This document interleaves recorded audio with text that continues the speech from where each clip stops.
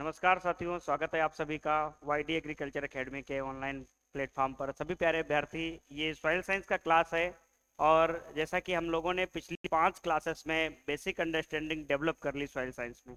जो हमको डर लग रहा था कि सॉइल साइंस में सर कैसे 15 क्वेश्चन हम कर पाएंगे, कैसे हम ज़्यादातर क्वेश्चन सॉइल साइंस के हम कवर कर पाएंगे अपने एग्जाम में, वो डर शायद अब ना लग रहा हो कि हम आगे वी कैन डू इट वाला कॉन्सेप्ट आपके दिमाग में बैठ गया होगा कि हम कर सकते हैं। क्योंकि क्या होता है, जब तक हम किसी भी चीज को अच्छे से जानने का प्रयास नहीं करते हैं तब तक हम संदिग्ध में रहते हैं। काश कहीं ऐसा ना हो, काश कहीं वैसा ना हो, काश कहीं ऐसा ना हो। हम काश को ही मार देते हैं। मार देते हैं कि नहीं मार देते? बिल्कुल, सब सफाया कर देते हैं और अच्छे तरीके से एंजॉय के साथ पढ़ाई करते हैं। तो कभी भी आप हमारी जब क्लास ज्वाइन करते हो तो आपके मन में कोई डाउट नहीं रहते होंगे सब्जेक्ट को लेके, या कोई क्वेश्चन आपके मन में नहीं रहता होगा कि सर से ये क्वेश्चन पूछ लें। उसका कारण, आप मन से पढ़ाई कर रहे हो, आपके मन के मुताबिक सारा कंटेंट मिल रहा है। फिर भी मैं एक बात कहना चाहूंगा कि जब भी आप हमारी क्लासेस देखें तो आप अपने पास कुछ सामग्री रख लें, जैसे पेन कॉपी रखें, फोन या लैपटॉप या टेबलेट आपके पास जो भी हो। उसके साथ साथ आप ईयरफोन वगैरह जो भी आप यूज करते हो, ठीक है, आउटपुट डिवाइस में, चाहे हेडफोन हो, ईयरफोन हो, नेक बैंड हो या फिर ईयरबड हो, जो भी आप यूज कर रहे हो वो आप जरूर लगाएं, ताकि जो हम बोल रहे हैं वो आप तक स्पष्ट रूप में पहुंच सके, एकदम सा चैनल के माध्यम से आपके दिमाग में जा सके। हम पढ़ाई को पढ़ाई ना मानते हुए एक बातों बातों में ही सब्जेक्ट को जानने का प्रयास करते हैं। मतलब हमारा एग्जाम है, हम एग्जाम की तैयारी कर रहे हैं, हमको पता है, हम प्रेशर क्यों जनरेट कर रहे हैं? सही बोले हम प्रेशर क्यों जनरेट कर रहे हैं? हम बाहर की दुनिया से क्यों डरे हुए हैं? हमें ऐसा क्यों लगता है कि हमारा एग्जाम नहीं निकलेगा? हम आखिर क्यों ऐसे सताए जा रहे हैं कि बाकी लड़के पढ़ रहे हैं, हम भी पढ़ रहे हैं, परंतु क्या हम उनसे आगे निकल सकते हैं कि नहीं निकल सकते? क्यों ऐसा लगता है? आप अपनी जिंदगी में बस 2 चीजें धारण करो। अब आप कहोगे कि सर वो 2 चीजें कौन सी हैं? एक तो आप अपने दिमाग में ये गांठ बांध के बिठा लो कि हमको किसी भी विषय को खत्म नहीं करना है, हमको उस विषय को जानना है। देखो, मैं फिर कहता हूं, अगर सॉइल साइंस के आपकी जिंदगी में 15 क्वेश्चन आ रहे हैं, जिंदगी समझो, एग्जाम को जिंदगी, तो अमूमन 7 से 8 प्रश्न नॉर्मल जो बच्चा होगा वो करेगा, इतना क्वेश्चन करेगा। क्या इतने से सिलेक्शन होगा? नहीं। फिर क्या होगा कि जो सिलेबस को समझेगा वो 10 तक क्वेश्चन पहुंचेगा, और जो समझ के साथ साथ प्रैक्टिस अच्छी करेगा वो 12-13 तक जाएगा, और जो सब्जेक्ट को बहुत अच्छे से समझ लेगा वो हो सकता है 15 भी चला जाए। ठीक है, 100% 15 का नहीं है, परंतु हो सकता है कि 15 भी चला जाए। तो अगर आपको 15 में 15 सही करने हैं तो आपको क्या करना पड़ेगा? हमारे सारे वीडियो लेक्चर आपको देख रहे हैं, मैं टेक्स्ट सीरीज शुरू करने जा रहा हूं। आपको टॉपिक वाइज, जो सब्जेक्ट वाइज जो है, जैसे एक्सटेंशन है, एग्रोनॉमी है, हॉर्टिकल्चर है, सॉइल साइंस है, पैथोलॉजी है, फिजियोलॉजी है, इन सबके मैं 5-5 टेस्ट कराऊंगा पहले, और 50-50 अंक का एक टेस्ट होगा। कहने का मतलब एवरेज सब्जेक्ट के हम 250 क्वेश्चन करवा लेंगे, ताकि आपका हम वो रिदम आपके पास पहुंचा सके कि आप किस वे में तैयारी कर रहे हो और आपको क्वेश्चन करने की प्रैक्टिस कैसी होगी। जब ये टेस्ट हमारे कंप्लीट हो जाएंगे तो फिर हम 30+ टेस्ट आपको कराएंगे फुल लेंथ के। ध्यान देना, टेक्स्ट सीरीज हमारी अपने हिसाब से होगी, हम मार्केट में जो चीजें चल रही हैं उनके हिसाब से नहीं चलने वाले, ना ही हम उस हिसाब से कोर्स पढ़ा रहे हैं, ना ही हम उस हिसाब से टेक्स्ट सीरीज कराएंगे। तो आप लोग देखा दुखी की दुनिया से हमें मत ऐसा बोलना कि सर वो ऐसा कर रहे हैं, वो ऐसा कर रहे हैं, आप भी ऐसा कर लो। अगर वो ऐसा कर रहे हैं तो आप वहां भी जाके टेक्स्ट सीरीज ज्वाइन कर सकते हो। अगर आप हमारी टेक्स्ट सीरीज ज्वाइन करते हो तो आप हमारे अनुसार चलोगे। हाँ, ये मैं दावे के साथ कहता हूं कि आपके साथ अन्याय 0.1% का भी नहीं होगा। घबराहट आपकी जिंदगी में है, वो कहीं ना कहीं आपको असफलता की ओर ले जाएगी। इस बात को ध्यान रखना। तो हम आज का जो चैप्टर शुरू करने जा रहे हैं, अभी तक हमने चट्टाने और खनिजों का निर्माण पढ़ा था, अब इनका टूटना फूटना भी पढ़ लेते हैं, ताकि मिट्टी तभी तो आगे बनेगी। अगला जो हमारा प्रयास होगा वो मिट्टी के निर्माण पे ही होगा, और जैसे ही मिट्टी निर्माण हो जाएगा फिर हम इसके भौतिक गुण पढ़ लेंगे मिट्टी के। उसके बाद हम यूपी की सॉइल, इंडिया की सॉइल, इन सब पर चर्चा करके हम ऑर्गेनिक मैटर पे भी चर्चा करेंगे, और फिर हम प्लांट न्यूट्रिएंट वगैरह जो वाला जो चैप्टर है वो मैं एग्रोनॉमी में इंक्लूड कर दूंगा। जो सॉइल साइंस का टॉपिक है, आप जैसा बताना चाहे सॉइल साइंस में ही पढ़ा दूंगा, चाहे एग्रोनॉमी में पढ़ा दूंगा, दोनों में आता है। जैसे जैव उर्वरक हो गया, उर्वरक हो गया, ठीक है, खाद हो गया, पोषक तत्व हो गया, ये सिंचाई हो गया, ये सब चाहे हम सॉइल साइंस में जोड़ दें चाहे हम उधर जोड़ दें, बात एक ही आएगा, ठीक है, सेम कंटेंट रहेगा। तो अब हम बात करते हैं क्या, अपक्षय। क्या बात करते हैं, अपक्षय, जिसको हम अंग्रेजी में बात करते हैं वेदरिंग। क्या बात करेंगे, वेदरिंग।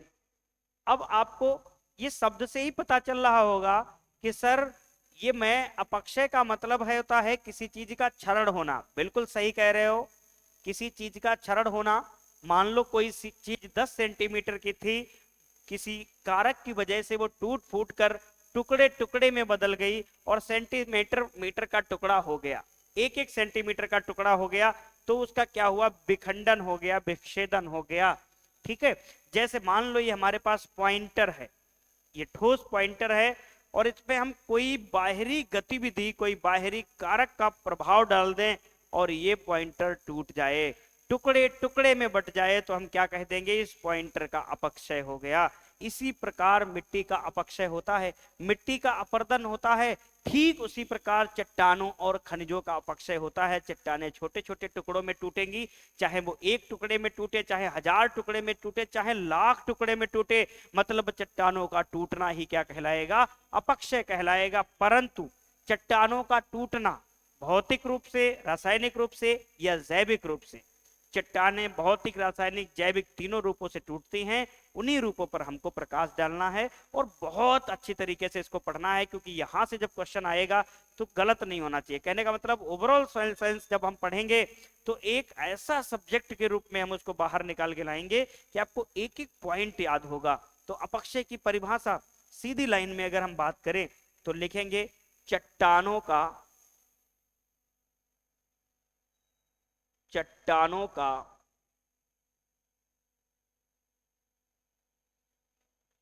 भौतिक,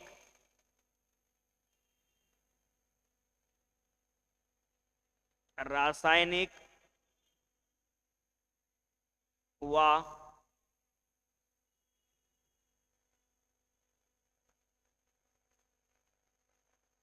जैविक प्रक्रियाओं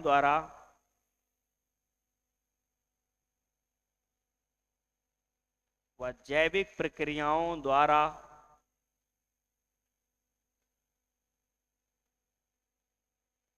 टूटकर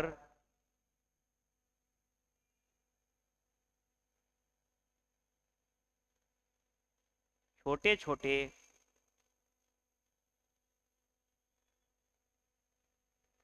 कणों का निर्माण करना।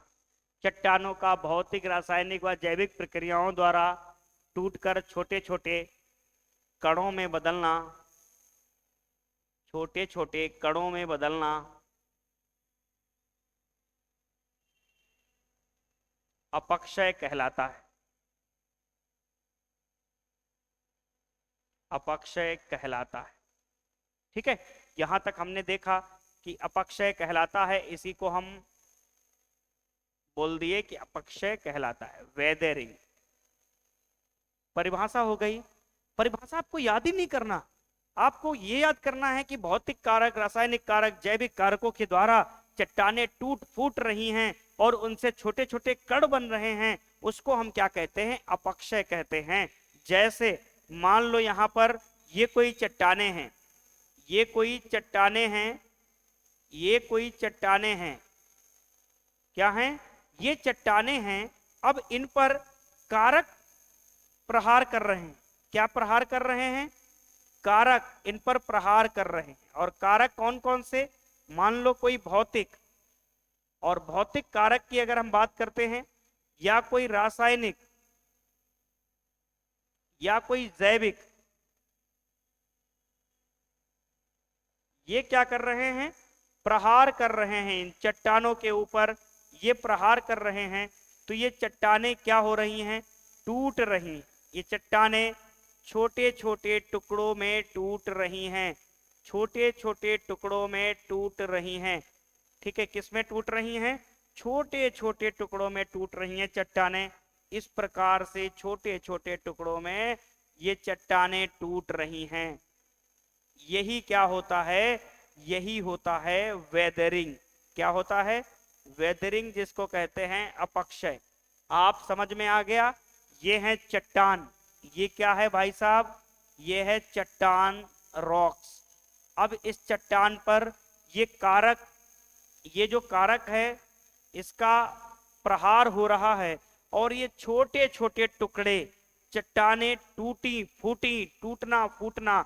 अब यहां हमने क्या देखा, चट्टानों का टूटना फूटना हमने देखा, और चट्टानों के टूटने फूटने से छोटे छोटे कण बने। फिर इन्हीं छोटे छोटे कण पर कोई और कारक प्रहार कर दिए, उससे ये बहुत महीन महीन टुकड़ों में बट गया। यही क्या होता है, चट्टानों का अपक्षय। क्या होता है, चट्टानों का अपक्षय। अब हम बात करते हैं, ये अपक्षय हो जाता है, अपक्षय का मुख्य उत्पाद क्या बनता है, मुख्य उत्पाद क्या होता है, ये जो बचा इसे क्या कहते हैं, तो अपक्षय का मुख्य उत्पाद, अपक्षय का मुख्य उत्पाद। ये चट्टानें जब टूटी तो लास्ट में जो प्रोडक्ट बचा उसको हम क्या बोलेंगे, तो अपक्षय का जो मुख्य उत्पाद होता है भाई साहब, इसको रिगोलिथ बोलते हैं। क्या बोलते हैं, रिगोलिथ बोलते हैं। इसी रिगोलिथ से पैतृक पदार्थ मिट्टी का निर्माण होता है। तो ये जो रिगोलिथ होता है भाई साहब, यही रिगोलिथ आगे जाके क्या बनाता है, मिट्टी बनाता है। चट्टानों का एंड प्रोडक्ट होता है। जैसे ये जो बचा इसी को हम क्या कह देते हैं, रिगोलिथ कह देते हैं। मजा आ रहा ना सॉइल साइंस को पढ़ने में। इसी प्रकार हम हर एक बिंदु को आपके सामने रख देंगे जो आपके लिए इंपॉर्टेंट होंगे। आप फटाफट से इसको नोट कर लीजिएगा ताकि हम आगे के बिंदुओं पर चर्चा कर सके। आप फटाफट से इसको नोट कर लीजिएगा।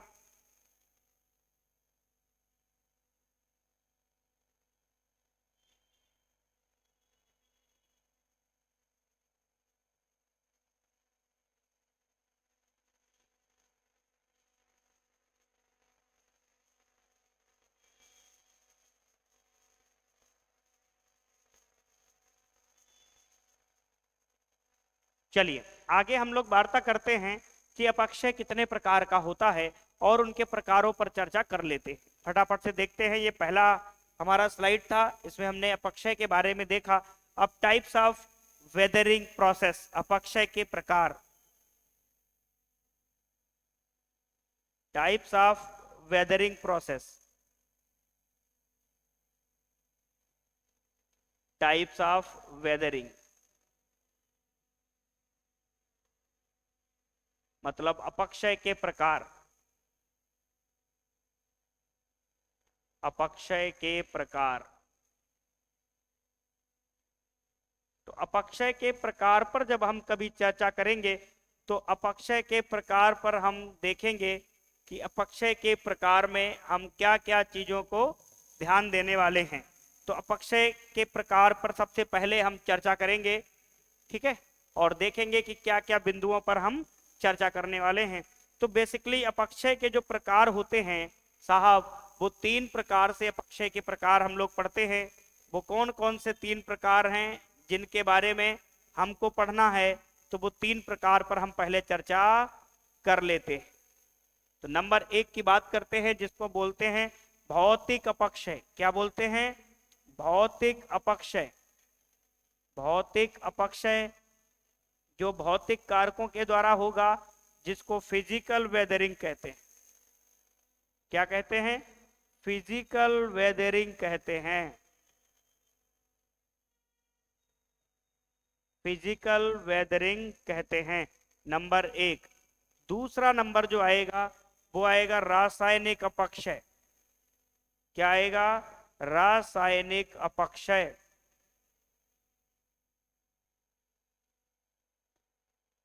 तो रासायनिक अपक्षय को हम अंग्रेजी में क्या कहते हैं? Chemical weathering. Chemical weathering.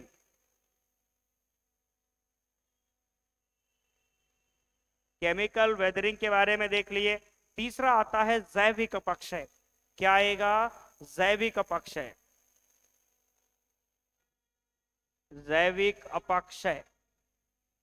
इसको अपक्षय भी बहुत लोग पढ़ते हैं, बहुत लोग अपक्षय भी पढ़ते हैं, ये मैटर नहीं करता है, अपने को आना चाहिए, ठीक है।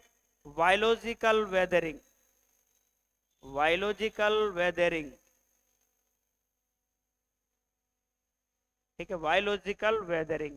ये तीन प्रकार का बेसिकली हमको अपक्षय पढ़ना है। इन्हीं तीनों प्रकारों पर हमको चर्चा करनी है। तो अब बताइए, आपको ये तीनों प्रकार पता चल गए। अगर कोई भविष्य में पूछे कि अपक्षय के कितने प्रकार होते हैं, तो साहब 3 होते हैं। कौन कौन से? भौतिक। भौतिक मतलब चट्टानों का भौतिक रूप से टूटना, जैसे तापमान से, वायु से, बर्फ से, जल से, भूकंप से, ज्वालामुखी से, ग्लेशियर से चट्टानें टूटेंगी, उनको हम क्या कहेंगे? भौतिक अपक्षय। रासायनिक अपक्षय में मतलब रासायनिक संरचना में बदलाव होगा उनकी। चट्टानें तो टूट रही हैं, परंतु रासायनिक संरचना भी बदल रही है उनकी, तो हम रासायनिक अपक्षय कहते हैं। जैसे इनमें हम पढ़ेंगे विलयन, जलोजन, जल अपघटन, कार्बोनीकरण, ऑक्सीकरण, अपचयन, इनके माध्यम से जो चट्टानें टूटेंगी। जैविक अपक्षय जैसे किसी जीव जंतुओं द्वारा चट्टानों का टूटना, मानव के द्वारा चट्टानों का टूटना, पेड़ पौधों के द्वारा चट्टानों का टूटना, सूक्ष्म जीवों के द्वारा चट्टानों का टूटना। अब आप कहोगे मानव कैसे चट्टानों को तोड़ता है? मान लो कोई मानव घर बनाना चाह रहा है, कोई कंपनी लगाना चाह रहा है, और उसका पहाड़ी क्षेत्र में चट्टानों के आसपास जमीन है, तो उस चट्टानों का खदान करा के वो वहां पर कंपनी स्टेबल करेगा, तो वहां की चट्टानों को तोड़ेगा तो कि नहीं तोड़ेगा? बिल्कुल तोड़ेगा। तो मानव के द्वारा भी चट्टानें तोड़ी जा रही हैं, मानव के द्वारा भी चट्टानों का अपक्षय किया जा रहा है। आप इसका फटाफट से नोट बना लीजिएगा, फिर मैं आपको पढ़ाता हूं भौतिक अपक्षय। अब हमारे सामने पहली हेडिंग निकल कर आएगी, भौतिक अपक्षय या फिजिकल वेदरिंग। भौतिक अपक्षय, भौतिक अपक्षय। तो भौतिक अपक्षय में जब बात करते हैं फिजिकल वेदरिंग में, अंग्रेजी जरूर लिखते रहना। जो बच्चे हिंदी मीडियम के हैं वो हेडिंग अंग्रेजी में जरूर जानने का प्रयास करना, ठीक है। हाँ, और बहुत ज्यादा अंग्रेजी के चक्कर में भी मत पड़ जाना कि आप अपने मूल कॉन्सेप्ट को ही भूल जाओ। आपको पेपर दोनों लैंग्वेज में आएगा। मैं आपको अंग्रेज बनाने वाला नहीं हूँ, मैं लॉर्ड मैकाले नहीं हूं जो आपको अंग्रेजी थोप दूं आपके ऊपर।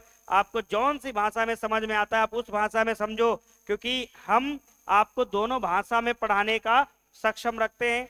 हम अंग्रेजी में भी आपको पढ़ा सकते हैं, हिंदी में भी पढ़ा सकते हैं, क्योंकि हम आपके लिए ही मेहनत कर रहे हैं, ठीक है। हमारा कार्य ही है कि आपको समझाना। आप जिस भाषा में समझने का प्रयास करेंगे मैं उसमें समझाऊंगा आपको, क्योंकि हमने वादा कर रखा है कि हिंदी मीडियम बैच है। जो बच्चे हिंदी मीडियम के थे, कहीं ना कहीं उनके साथ बहुत बड़ा धोखा हुआ। वो कहीं जुड़े किसी संस्थान से भरोसा करके, और उन संस्थान ने उनको अंग्रेजी की पीपीटी में पढ़ा दिया और हिंदी के कुछ शब्द यूज कर लिए क्लास में बोलते टाइम, और कह दिया गया कि बच्चे इतनी तो अंग्रेजी आनी चाहिए। अरे बच्चे को अगर अंग्रेजी इतनी आ रही होती तो बच्चा तुम्हारे पास कोर्स क्यों लेने जाता? मैंने सही बोला ना? किसी बच्चे को ये बुरा मत लगे अगर आप बहुत होशियार हो, बहुत अच्छी बात है, हम तो कहते हैं कि आप सब लोग होशियार रहो, परंतु बहुत ऐसे भी बच्चे हैं जिन्होंने 4 साल पढ़ाई है घर की कंडीशन से या किसी ना किसी कारणवश नहीं कर पाई, और अब वो चाहते हैं अपने फ्यूचर को अच्छा बनाना। तो क्या उनका अधिकार नहीं है कुछ पढ़ने का? हम सीधा यही बोल देते हैं कि हिंदी मीडियम में कंटेंट नहीं है, अंग्रेजी मीडियम में पढ़ो, ये किताबें वो किताबें। अरे कैसा कंटेंट नहीं है? जो अंग्रेजी में है उसको हिंदी में भी तो करके पढ़ाया जा सकता है। बस उसके लिए टाइम चाहिए, टाइम का उपयोग चाहिए। साहब ये नहीं चाहिए कि एक साथ 10 बैच हम चला लें और ऐसा कर पाए। बच्चों के साथ मेहनत अगर कर रहे हो तो बड़ा अच्छा लगता है मेहनत करते हुए। अब जैसे सॉइल साइंस है हिंदी मीडियम में, आपको ऐसा सॉइल साइंस दूसरे किसी भी प्लेटफॉर्म पे पढ़ने को नहीं मिलेगा। ये मेरा ओपन चैलेंज मैं कह रहा हूं। मिलेगा तो मिश्रण मिलेगा, और गूगल ट्रांसलेटर वाला मिलेगा, ये गारंटी है, आप कहीं भी पढ़ के देखना, ठीक है। क्योंकि एग्रीकल्चर में ये चीजें जो आपको मिल रही हैं, हिंदी मीडियम के बच्चे इसको बहुत संजो के रखना अपने पास, आपको जिंदगी में बहुत काम आएगा। ये बहुत अच्छा कंटेंट है और मात्र हम आपको 249 रुपए में ही ऐसा कंटेंट दे रहे हैं। इसका कारण है कि आपका समय जो बर्बाद हुआ है कहीं ना कहीं उसकी हम भरपाई कर दें और आप अच्छी नौकरी की ओर निकल जाओ, ठीक है। और वाईडी जो एग्रीकल्चर एकेडमी है उसका टारगेट ही है, उसका कोई भी कोर्स 2000 के ऊपर आएगा ही नहीं आएगा, कोई भी कोर्स नहीं आएगा। ये हमारा उद्देश्य है कि कृषि शिक्षा में नई क्रांति लाना है, क्योंकि बहुत लुट चुके हैं बच्चे, अब उनकी सफलता की कहानी कम पैसों में भी तो लिखी जा सकती है, ठीक है। तो हम बात करते हैं भौतिक अपक्षय। तो सबसे पहले लिखेंगे चट्टानों व खनिजों का भौतिक रूप से टूट फूट कर छोटे छोटे कणों में विभाजित होना। क्या लिखेंगे? चट्टानों व खनिजों का, चट्टानों व खनिजों का, चट्टानों व खनिजों का भौतिक रूप से, भौतिक रूप से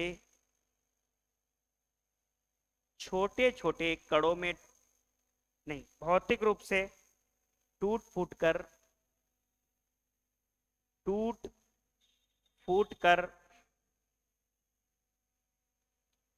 टूट फूट कर छोटे छोटे, छोटे छोटे कणों में विभाजित होना, छोटे छोटे कणों में विभाजित होना, कणों में विभाजित होना भौतिक अपक्षय कहलाता है, भौतिक अपक्षय कहलाता है। कौन सा अपक्षय कहलाता है? भौतिक अपक्षय कहलाता है, भौतिक अपक्षय कहलाता है।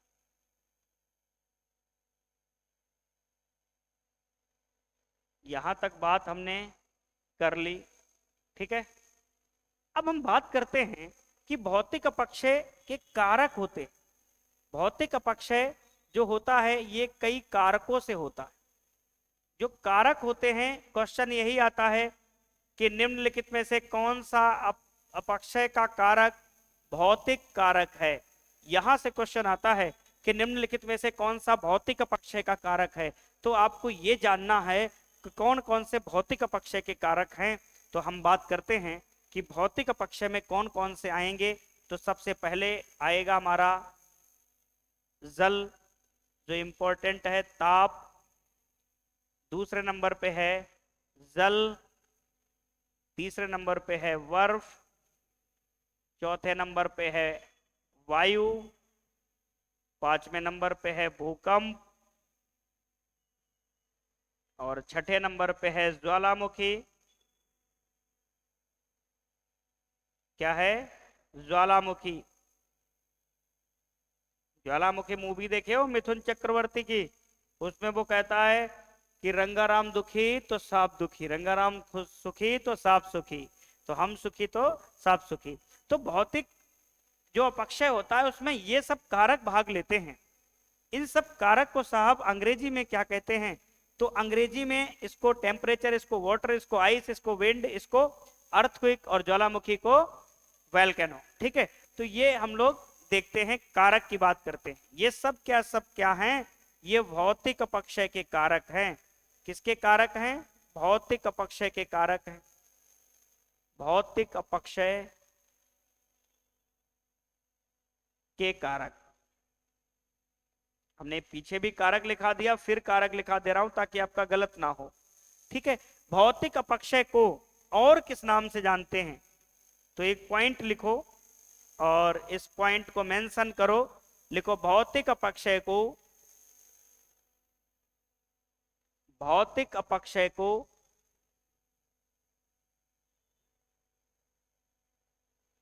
विखंडन के नाम से भी जानते हैं। भौतिक अपक्षय को विखंडन मतलब डिसइंटीग्रेशन, डिसइंटीग्रेशन अंग्रेजी जरूर याद रखना, विखंडन के नाम से भी जाना जाता है, विखंडन के नाम से भी जाना जाता है। तो भौतिक अपक्षय का अगर कोई दूसरा नाम पूछे तो आप क्या बताओगे? डिसइंटीग्रेशन या विखंडन के नाम से जाना जाता है। तो हमने देखा भौतिक अपक्षय मतलब कोई चट्टान है, वो तापमान के द्वारा टूट रही है, जल के द्वारा टूट रही है, बर्फ के द्वारा टूट रही है, वायु के द्वारा टूट रही है, या भूकंप के द्वारा टूट रही है, ज्वालामुखी के द्वारा टूट रही है, ग्लेशियर के द्वारा टूट रही है, वो सभी प्रकार का टूटना भौतिक अपक्षय कहलाता है, क्योंकि भौतिक कारकों से टूट रही है। इसीलिए भौतिक अपक्षय को हम विखंडन भी कहते हैं। क्या कहते हैं? विखंडन भी कहते हैं। एक और पॉइंट लिखो, नए खनिजों के निर्माण के लिए उत्तरदायी नहीं होता है। तो लिखो पॉइंट, नए खनिजों, ये इंपॉर्टेंट पॉइंट है, नोट करके लिख लेना। नए खनिजों के निर्माण के लिए, नए खनिजों के निर्माण के लिए भौतिक अपक्षय, भौतिक अपक्षय उत्तरदायी नहीं होता है। भौतिक अपक्षय, अपक्षय दिख रहा है ना, भौतिक अपक्षय उत्तरदायी नहीं होता है। कहने का मतलब इससे चट्टानें तो टूटती हैं परंतु नए खनिज नहीं बनते हैं। क्यों? क्योंकि इसमें कोई केमिकल रिएक्शन नहीं होती, सिर्फ चट्टानें टूट रही हैं भौतिक रूप से। तो भौतिक अपक्षय उत्तरदायी नहीं होता है, नहीं होता है। ये पॉइंट नोट करके लिख लेना। पूछा जाता है कि किस प्रकार के अपक्षय से नए खनिजों का निर्माण नहीं होता है, तो वो भौतिक अपक्षय है। इस प्रकार के अपक्षय को विखंडन कहते हैं। ताप, जल, वायु, बर्फ, भूकंप, ग्लेशियर, ज्वालामुखी से जो चट्टानें टूटती हैं उन सब को हम क्या कहते हैं? भौतिक अपक्षय कहते हैं। अब इनको डिटेल में पढ़ेंगे एक एक को, कि ताप से कैसे चट्टानें फटती हैं, जल से कैसा होता है, बर्फ से कैसे होता है, वायु से कैसे होता है। यहां से क्वेश्चन आते हैं पेपर में, वो अपने को ध्यान देना है। आप फटाफट से इसको नोट कर लीजिएगा ताकि हम आगे बढ़ सके और अगले बिंदुओं पर चर्चा कर सके।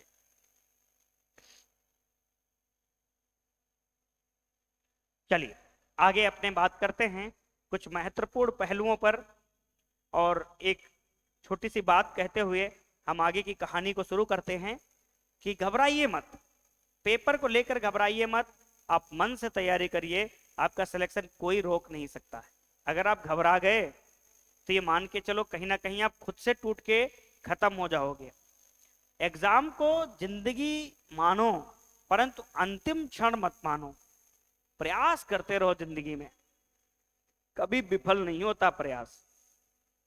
आपने वो चौपाई पढ़ी होगी ना कि करत करत अभ्यास ते जड़मत होत सुजान, रसरी आवत जाते सिल पर पड़त निशान। अगर आप अभ्यास करते रहोगे तो जड़ मत मतलब मंद बुद्धि से भी आप बुद्धिमान हो जाओगे, सुजान हो जाओगे। और रसरी आवत जाते सिल पर पड़त निशान, रस्सी को बार बार आप पत्थर पर रगड़ोगे उस पर भी निशान पड़ जाएंगे। बस बार बार कंसिस्टेंसी आपके अंदर आनी चाहिए। कैसी? कंसिस्टेंसी, बार बार होने का प्रयास आपके अंदर होना चाहिए कि एक बार नहीं 1000 बार। टूटो तुम कितनी बार तोड़ोगे हमको, हम 1000 बार जोड़ेंगे अपने आप को। ठीक है, तो अगला हम देखते हैं भौतिक अपक्षय के कारक। भौतिक अपक्षय के कारक, पहला हमारा हेडिंग है भौतिक अपक्षय नंबर 1, और इसके अंतर्गत हमारी जो हेडिंग है उसका नाम है कारक। कौन कौन से कारक जो हैं वो अपक्षय करते हैं भौतिक रूप से, ये हमको पता चल गया है। अब एक एक करके हम इनको पढ़ते हैं और इनको अच्छी तरीके से समझते हुए चलते हैं। तो पहला कारक हम लिखने जा रहे हैं ताप। पहला जो कारक हमारे सामने आएगा उसको हम क्या बोलेंगे? ताप। अंग्रेजी में जिसको क्या बोलते हैं? टेम्परेचर। क्या बोलते हैं? टेम्परेचर बोलते हैं। ठीक है, अब चीजों को समझते हैं पहले, फिर इसको लिखते हैं। जैसे मान लो उदाहरण के तौर पे ये कोई चट्टान है, क्या है? ये कोई चट्टान है, ये कोई चट्टान है, ये इस प्रकार से कोई चट्टान है, ठीक है। ये क्या है? चट्टान है। यहां तक हमको पता चल गया ये दो चट्टानें हैं। अब इसको कैसे आप चट्टानों का रूप दे सकते हैं? आप इस प्रकार से ऐसे इसको रंग लो, आपको देखने में ये चट्टान अच्छी लगे, ताकि आप इसको अच्छी तरीके से रंग पोत लो।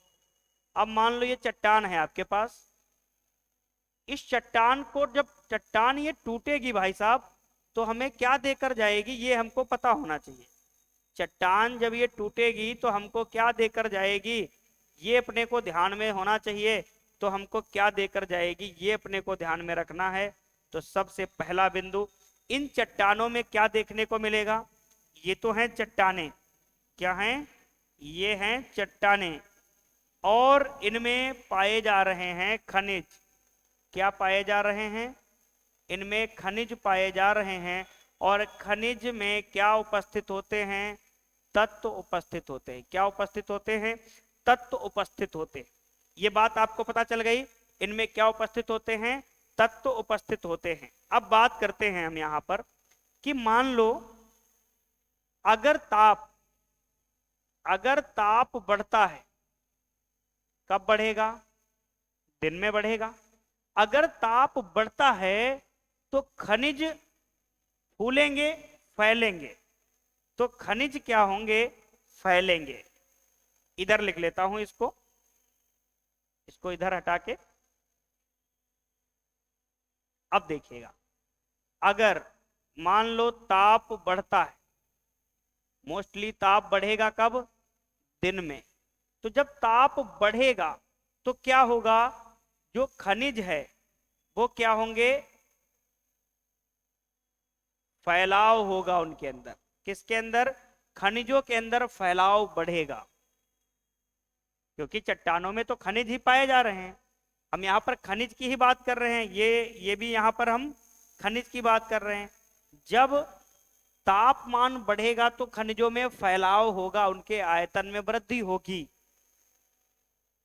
और अगर तापमान कम होगा, जाहिर सी बात है सुबह के 3-4 बजे तापमान हमको रात में कम देखने को मिलता है। तो जब तापमान कम होगा तो जो फैले हुए खनिज होंगे इनमें संकुचन होगा। क्या होगा? इनमें संकुचन होगा। और जब संकुचन इनमें होगा, इनमें संकुचन बढ़ेगा। जब इनमें संकुचन बढ़ेगा तो फैलाव कम होगा, जाहिर सी बात है। अब जब संकुचन बढ़ गया तो यहां पर क्या होता है साहब? ये जो परतें होती हैं इन चट्टानों की, इनमें दरारें आने लगती। क्या आने लगती हैं? इनमें दरारें आने लगती। ये जो बाहरी परत होती है इनमें दरारें आने लगती हैं। अब ये दरारें किसकी वजह से आ रही हैं? फूलन और सिकुड़न की वजह से दरारें आ रही हैं। यहां तक आपको पता चल गया। तो अब इस पॉइंट को लिख सकते हैं कि तापांतर या दैनिक तापांतर होने के कारण खनिजों में फैलाव व संकुचन होता है, जिससे चट्टानें परत दर परत टूटती रहती है। तो ये पॉइंट लिखो पहले, जो इसमें हमने अभी तक ये जो समझाया है वही लिखना है। तो क्या लिखना है? दैनिक तापांतर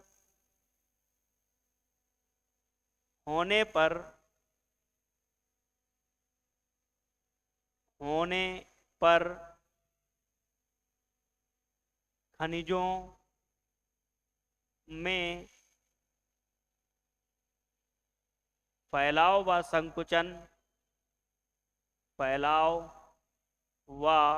संकुचन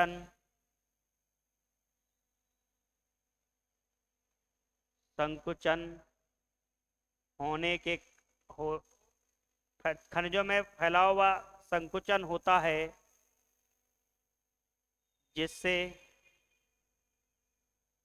जिससे चट्टानें परत दर परत टूटती रहती हैं। परत दर परत टूटती रहती हैं। टूटती रहती है। ये तो हमने पहली लाइन की परिभाषा लिख दी कि तापांतर होने के कारण जब उनमें फैलाव संकुचन का प्रोसेस होगा तो चट्टानें क्या होंगी, इनकी जो बाहरी जो परतें हैं जो परत दर परत टूटती रहती हैं, तो परत दर परत टूटेंगी। इसका मतलब है इस प्रकार टूटेंगी, जैसे ये जो परत है ये टूट गई, फिर ये जो परत है ये टूट गई, अलग हो गई, ये परत है ये अलग हो गई, ये परत है ये अलग हो गई, ये परत है ये अलग हो गई, ये परत है ये अलग हो गई, ये परत है ये अलग हो गई, ये परत है ये अलग हो गई, ये परत है ये अलग हो गई और ये अलग हो गई। ऐसे जब हम देखते हैं तो ये परतें, पहली परत टूटी अलग हो गई, दूसरी परत टूटी अलग हो गई, तीसरी टूटी अलग हो गई, चौथी टूटी अलग हो गई। इस प्रकार से जब ये परतें अलग होती हैं तो देखने पे लगता है ये कैसा है, प्याज नुमा। कैसा दिख रहा है, प्याज नुमा, प्याज नुमा अपक्षय। अब क्वेश्चन आपसे यही आएगा ओनियन टाइप वेदरिंग, कि ओनियन टाइप वेदरिंग किसमें देखने को मिलती है, तो आपको किसमें देखने को मिलती है, ताप के द्वारा। अब क्वेश्चन आएगा कि इसे ओनियन टाइप वेदरिंग भी कहते हैं, इसे ओनियन टाइप वेदरिंग भी कहते हैं, ओनियन टाइप वेदरिंग भी कहते हैं। ये पॉइंट हमारा हो गया ओनियन टाइप वेदरिंग। घर में जब प्याज काटते हैं ना तो प्याज में पहली परत, दूसरी परत, तीसरी परत इस प्रकार से खोलते हैं ना, तो स्ट्रक्चर इसी प्रकार से कुछ बनता है, तो इसको हम प्याज नुमा अपक्षय बोलते हैं, ओनियन टाइप वेदरिंग इसको बोलते हैं। ये बात समझ में आ गई। क्वेश्चन यही पूछा जाएगा कि ओनियन टाइप वेदरिंग कब होता है या कौन सा भौतिक कारक ओनियन टाइप की वेदरिंग करता है, तो तापमान जो है वो ओनियन टाइप की वेदरिंग करता है। यहां तक बात समझ में आ गई। अब क्या बोलते हैं इसको, और भी कुछ बोलते हैं, जैसे इसे, ये सब पॉइंट इसे इसी में से हैं, इसे एक्सफोलिएशन भी कहते हैं, इसे एक्सफोलिएशन भी कहते हैं। एक पॉइंट हो गया। उसके बाद इसे और भी कुछ कहते हैं, तो लिखेंगे इसे पीलिंग ऑफ,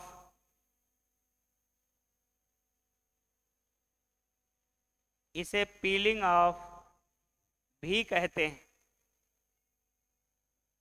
पीलिंग ऑफ भी कहते हैं। अब पीलिंग ऑफ मतलब क्या होता है, पील माने गुदा को निकालना, तो परत दर परत टूट रही है, इसके मतलब ये बाहर बाद में गुदा निकलेगा बाहर, तो इसे पीलिंग ऑफ भी कहते हैं। इसे एक्सपोलिएशन, यहां पर एन छूट गया है, एक्सपोलिएशन, एक्सफोलिएशन भी कहते हैं, इसे पीलिंग ऑफ भी कहते हैं, इसे ओनियन टाइप वेदरिंग भी कहते हैं। और तापमान में अंतर होने के कारण फूलने व सिकुड़ने की प्रवृत्ति होती है खनिजों में। जब कोई फूलेगा फिर सिकुड़ेगा, दरारें पड़ेंगी, जिससे परत दर परत ये अपक्षय होता रहेगा। तो अब बताओ आपको ताप के द्वारा जो भौतिक अपक्षय हमने पढ़ाया, ये आपको बिल्कुल आ गया कि नहीं आ गया, समझ में पूरा आया? मैं बहुत स्लो पढ़ाया इस प्रोसेस को ताकि आपको हर चीज क्लियर हो सके। आप एक एक कॉन्सेप्ट को जानोगे कि अपक्षय ऐसे भी पढ़ा जा सकता है। अभी तक आप किताबों में पढ़ते होंगे अपक्षय, आपको पता ही नहीं चलता होगा सर इसमें पढ़ना क्या है, रट्टा मारते होंगे और रट्टा मार के 3 दिन बाद फिर गायब हो जाता होगा। परंतु अब हमें उम्मीद करते हैं कि अगर आप शिद्दत से इस कॉन्सेप्ट को समझ लिए तो आपको दोबारा कभी नहीं पढ़ना पड़ेगा। ठीक है, चलिए आप इसको नोट कर लीजिएगा, फिर मैं आगे बढ़ता हूं, आपको अगले कॉन्सेप्ट की ओर ले चलूंगा। ताप के द्वारा हमने पढ़ा दिया, अब हम पढ़ेंगे जल के द्वारा। दूसरा जो हमारा है कि वाई वाटर, जल के द्वारा देखेंगे। तो दूसरा जो कारक है जल, जिसको बोलते हैं वाटर, क्या हुआ, वाटर। अब जल के द्वारा क्या होता है जरा हम देखते हैं। तो सबसे पहली बात जल के द्वारा हम बोलते हैं, जैसे ये वर्षा का पानी, ये क्या है, रेन वाटर, ये रेन वाटर है। किस पर गिर रहा है? चट्टानों के ऊपर गिर रहा है। ये कुछ चट्टानें इस प्रकार से हैं, इनके ऊपर क्या है? ये रेन वाटर गिर रहा है, रेन वाटर गिर रहा है। अब ये रेन वाटर इन चट्टानों को तोड़ेगा, इन चट्टानों को ये रेन वाटर तोड़ देगा, इस प्रकार से इनको छोटे छोटे टुकड़ों में तोड़ देगा। इस प्रकार से रेन वाटर इनको छोटे छोटे टुकड़ों में तोड़ देगा। तो रेन वाटर इन पे बारिश हुई। अब क्या हुआ? ये क्या कर रहा है? टूटना। तो चट्टान का टूटना हो रहा है। अब इन्हीं चट्टानों को रेन वाटर क्या कर रहा है? अलग अलग इनको छोटे छोटे टुकड़ों में बहा ले जा रहा है, इन चट्टानों का बहाव कर रहा है, बहाव कर रहा है।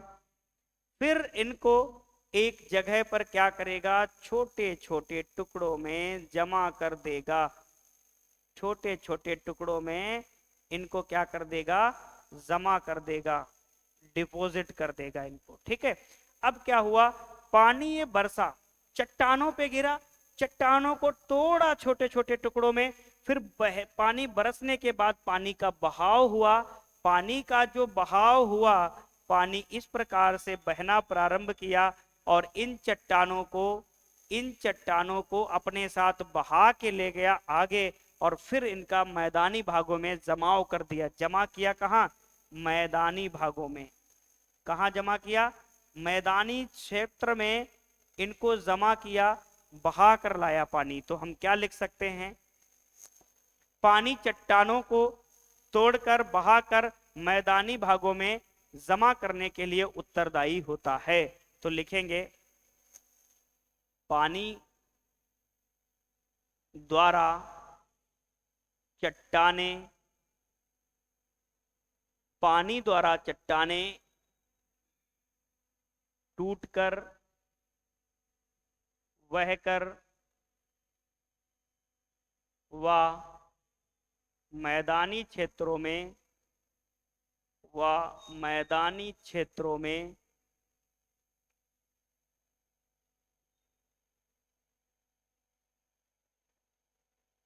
जमा हो जाती हैं,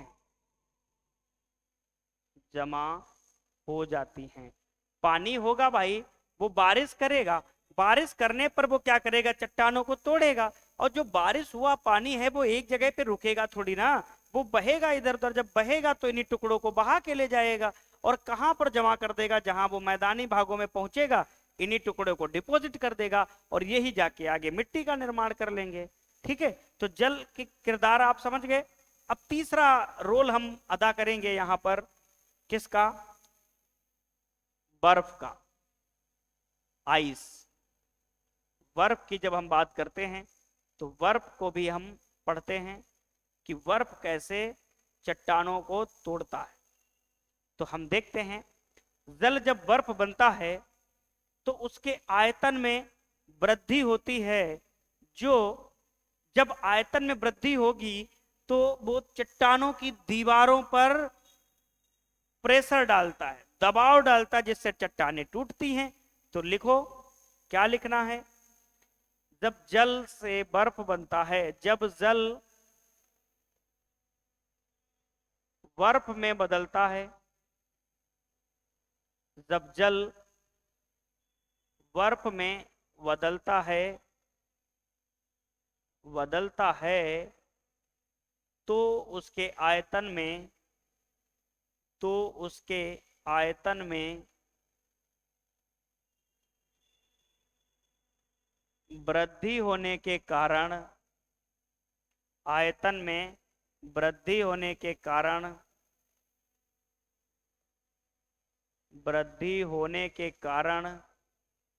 चट्टानों की दीवारों पर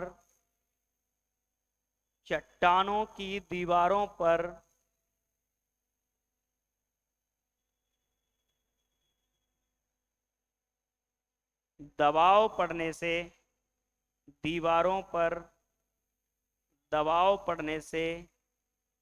चट्टानें टूटती हैं। दबाव पड़ने से चट्टानों में टूट फूट होती है, चट्टानों में टूट फूट होती है, चट्टानों में टूट फूट होती है, टूट फूट होती है।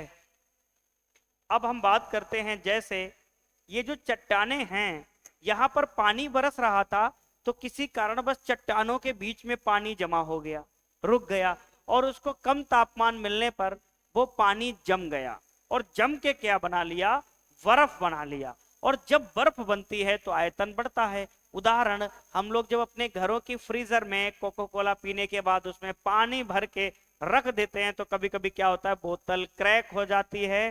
कहने का मतलब, द्रव से जब सॉलिड में बर्फ बर्फ बदली तो उसका आयतन बढ़ा, तो कितना बढ़ा, यहां से भी क्वेश्चन आता है। देख लेते हैं भैया। तो जो जल था हमारे पास, जल से हमने क्या बना लिया, बर्फ बना लिया, अवस्था परिवर्तन हमने कर दिया। और भाई साहब, जब जल से बर्फ बना रहे हैं तो इसके आयतन में वृद्धि देखने को मिलेगी। तो इसका जो आयतन है, इसका वॉल्यूम है, वो कितना परसेंटेज बढ़ गया। आयतन की अगर वृद्धि की बात करेंगे तो 9% आयतन बढ़ा। कितना, 9% आयतन बढ़ा जब जल से बर्फ बना। और 9% आयतन बढ़ने से उसका एरिया वो ज्यादा कवर करेगा। जब एरिया ज्यादा कवर करना चाहेगा तो इधर उधर खिसकेगा। जैसे ट्रेन में हम सीट लेते हैं, कहते हैं दादी, अम्मा, बुआ, बहन, भाभी, मौसी, साली, चाचा, थोड़ा सा बढ़ जाओ मैं बैठ लूं।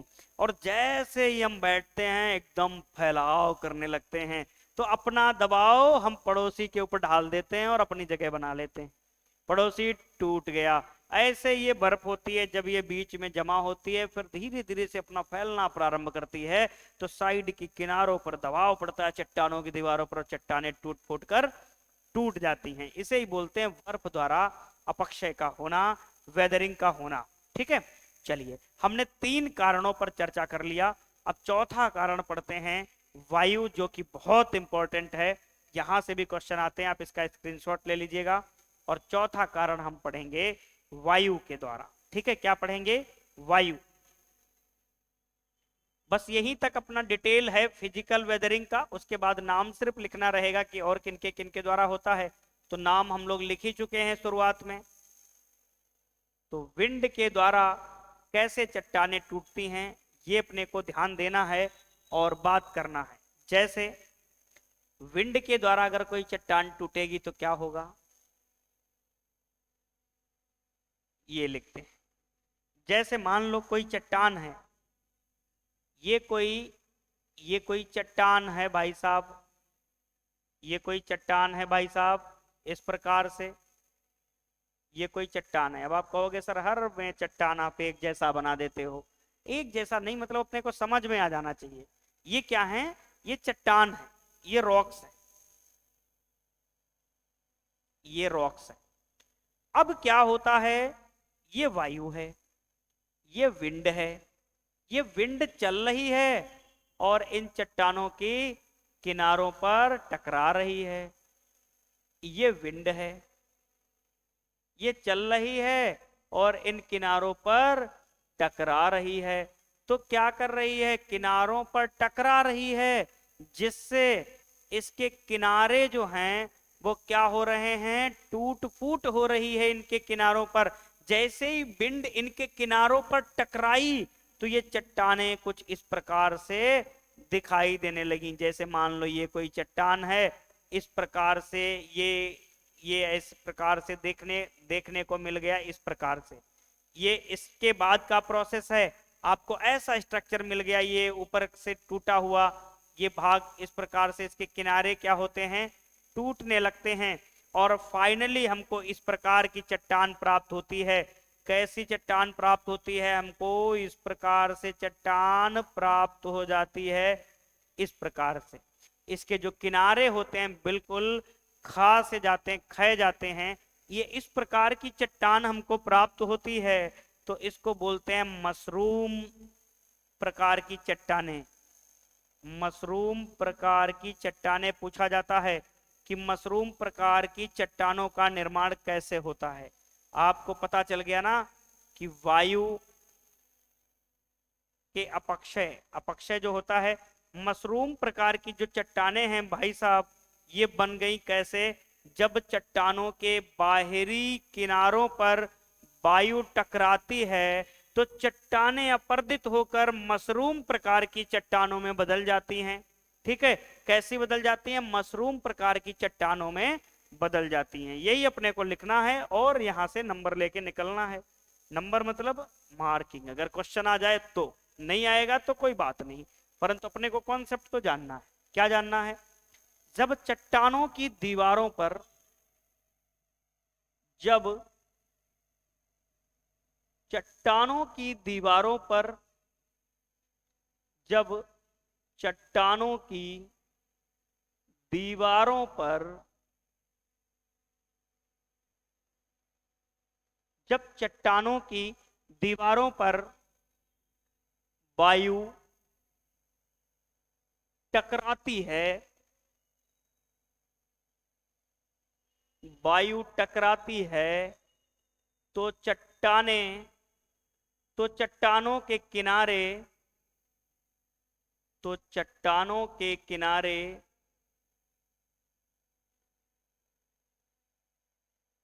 तो चट्टानों के किनारे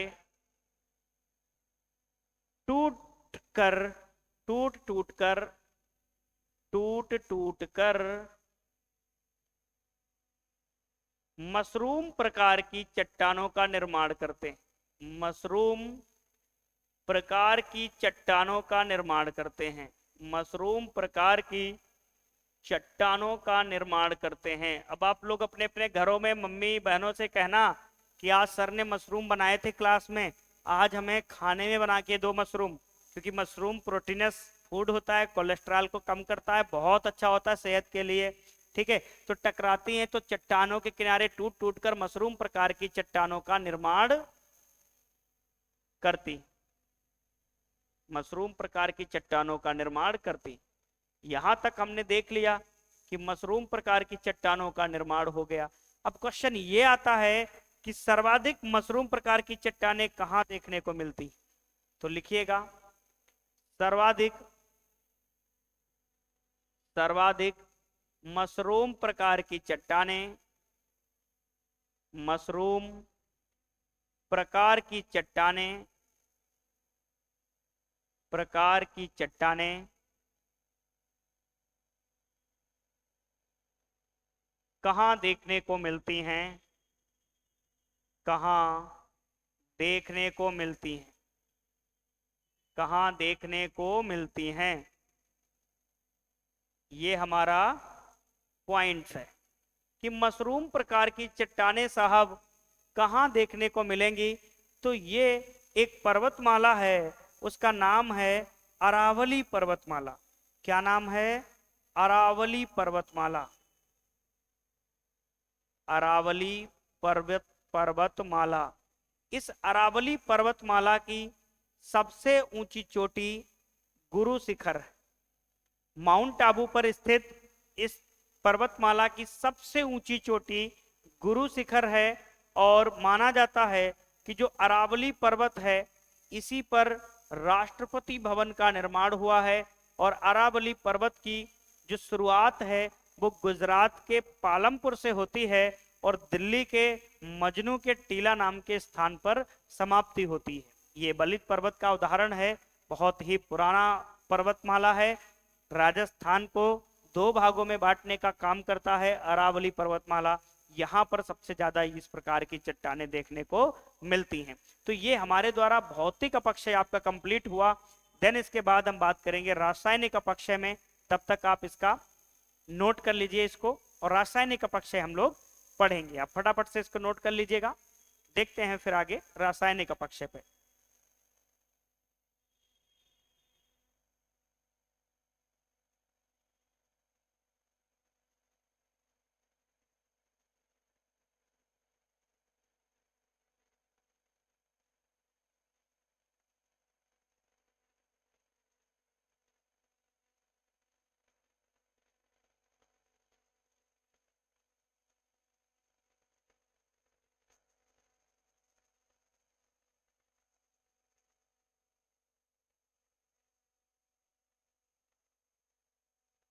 चलिए आगे हम लोग देखते हैं, रासायनिक अपक्षय के बारे में बात करते हैं। अब हमने जो टॉपिक पढ़ा अभी, कौन सा टॉपिक हम लोगों ने पढ़ा?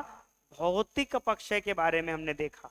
तो भौतिक अपक्षय को हमने पूरा डिटेल से चर्चा कर लिया, पूरा डिटेल में पढ़ा हमने और देखा कि भौतिक अपक्षय में साहब क्या क्या हो सकता है। अब ऐसा ही हम कुछ रासायनिक अपक्षय में पढ़ने वाले हैं। तो हमारे पास बिंदु है दूसरा, रासायनिक अपक्षय, केमिकल वेदरिंग। रासायनिक अपक्षय, और रासायनिक अपक्षय को अंग्रेजी में हम क्या बोलेंगे? Chemical weathering. अंग्रेजी जरूर लिखते चलेंगे, परंतु ये नहीं कि हम अंग्रेजी के पीछे भागते चलेंगे। कहने का मतलब हम जो भाषा में हम समझ पाएंगे उसी भाषा में पढ़ने का प्रयास करेंगे। हम किसी पर ये बाध्यता नहीं कर रहे हैं कि आपको ये आना चाहिए नॉलेज। नहीं आ रहा है क्या करेंगे, मर जाएं क्या उस पर हम पढ़ते पढ़ते? हमको जो भाषा आ रही है हम उसमें पढ़ रहे हैं। पेपर तो हमें दोनों लैंग्वेज में देना है, कोई शर्म नहीं करना। आप शर्म के मारे डूब जाते हो। अरे काहे की शर्म, पढ़ाई है, पढ़ाई को पढ़ाई की तरह पढ़ना चाहिए। देखो हम लोगों में क्या होता है, हम समाज को देख के चलने लगते हैं। जैसे कोई हिंदी मीडियम का बच्चा है, एग्रीकल्चर से पढ़ रहा है, तो अपने आप को बहुत वो नीचा समझ लेता है कि हमसे कुछ नहीं होगा। अरे तुम भी एग्रीकल्चर के हीरा हो, बस तरसे नहीं हो। तरासने का वक्त है, तरस जाओ अपने आप में, तरास लो खुद को। किसी से कम नहीं हो, आपके पास भी माइंड है। आप ये सोच रहे हो कि यूनिवर्सिटी का लड़का इंग्लिश मीडियम में पूरा एग्रीकल्चर को आग लगा दिया, तो ये गलत सोच रहे हो। समझ रहे हो मेरी बात? किसी को भी अपने से बड़ा नहीं समझना है। एक कॉन्सेप्ट याद कर लेना कि मूंदो आंख कतो न कोई। अपनी आंखें बंद करके सोचो कि मेरे जैसा आगे सामने कोई नहीं है। अहम ब्रह्मास्मि एको हम द्वितीयो नास्ति न भूते न भविष्यति। ऐसा वाला समझो। हम ये नहीं कह रहे कि ऐसा आप बन जाओ, ऐसा समझो खुद को। तो यही एक ऐसा कुछ होता है जो कॉन्फिडेंस देता है। भाई हम आज की पीढ़ी हैं, आज हम मैकेनिकल मोटिवेट होते हैं। अगर हमें मोटिवेशन चाहिए होता है तो हम मोबाइल में सर्च करते हैं best motivator, motivation speech, motivation शायरी, मोटिवेशन गाने। मैकेनिकल मोटिवेशन इसको बोलते हैं। और हमारे थोड़ा 10 साल पहले की पीढ़ी फिजिकल मोटिवेट होती थी। पढ़ाई करते थे, नहीं मन लगा, माँ बाप आते थे, सुना देते थे कि पढ़ लो, नहीं तो खेती भी नहीं कर पाओगे, इधर उधर कमाओगे। वो था फिजिकल मोटिवेशन। वो आज के समय में अभाव है उसका। टेक्निकल की दुनिया में हम हैं, तो जब तक फिजिकल मोटिवेशन नहीं मिल रहा तब तक मजा नहीं आ रहा है। तो अपने अंदर फिजिकल मोटिवेशन को डालो। मैकेनिकल मोटिवेशन आज की कुछ होता है यार। मोबाइल देखो, मोटिवेशन लिया, उसके बाद मन ही नहीं किया उस मोटिवेशन को पूरा करने के लिए, खा गया, मोटिवेशन चला गया, कोई मतलब निकला नहीं निकला। तो अब हम बात करते हैं रासायनिक अपक्षय में। क्या देखते हैं? चट्टानों व खनिजों का रासायनिक प्रक्रियाओं द्वारा टूटना। चट्टानों व खनिजों का, चट्टानों व खनिजों का रासायनिक प्रक्रियाओं द्वारा, रासायनिक प्रक्रियाओं द्वारा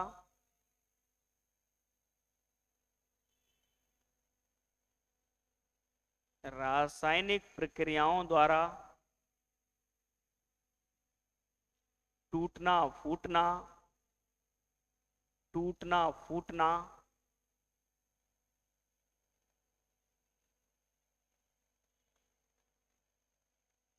रासायनिक अपक्षय कहलाता है। रासायनिक अपक्षय कहलाता है। कौन सा अपक्षय कहलाता है? रासायनिक अपक्षय कहलाता है। क्या कहलाता है? रासायनिक अपक्षय कहलाता है। यहां तक अपने बात समझ लिए कि चट्टानों व खनिजों का रासायनिक प्रक्रियाओं द्वारा टूटना फूटना रासायनिक अपक्षय कहलाता है। अब जब रासायनिक प्रक्रियाओं के द्वारा यह अपक्षय होगा तो बिल्कुल जाहिर सी बात है, एकदम क्लियर है, डेफिनेटली इसकी रासायनिक संरचना में बदलाव होगा। जब रासायनिक संरचना में बदलाव होगा तो पुराने खनिजों से नए खनिज भी बनेंगे। तो लिखेंगे नए खनिजों के निर्माण के लिए उत्तरदायी, नए खनिजों के निर्माण के लिए उत्तरदायी। अभी हम बताएंगे कैसे नए खनिज बनेंगे। नए खनिजों के निर्माण के लिए उत्तरदायी, निर्माण के लिए उत्तरदायी होता है, उत्तरदायी होता है। यहां तक हमने चर्चा कर ली और चीजों को समझ लिया कि नए खनिजों के निर्माण के लिए उत्तरदायी होता है। अब हमने पीछे देखा, अपक्षय के बारे में हमने देखा। किसके बारे में देखा? अपक्षय के बारे में हमने देखा पिछली कुछ स्लाइड में। तो हमने एक बात जानी कि क्या बात जानी अपक्षय से रिलेटेड, कि हमने अभी तक 2 प्रकार के अपक्षय पढ़े, जबकि हमको पढ़ने कितने हैं? 3 प्रकार के पढ़ने हैं। तो पहला हमने क्या देखा? भौतिक अपक्षय। भौतिक अपक्षय, क्योंकि यहां से प्रश्न आपको मिलेगा देखने को, अगर एग्जाम में आया तो, और आया तो आपका क्वेश्चन हो जाएगा। हो जाएगा कि नहीं हो जाएगा? क्योंकि आप पढ़ोगे। और दूसरा हमने देखा रासायनिक अपक्षय। क्या देखा? रासायनिक अपक्षय के बारे में हमने देखा।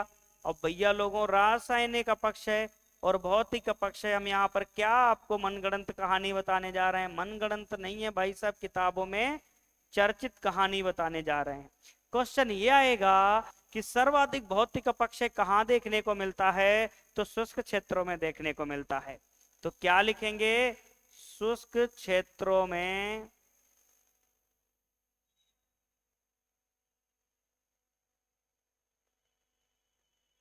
क्या होगा?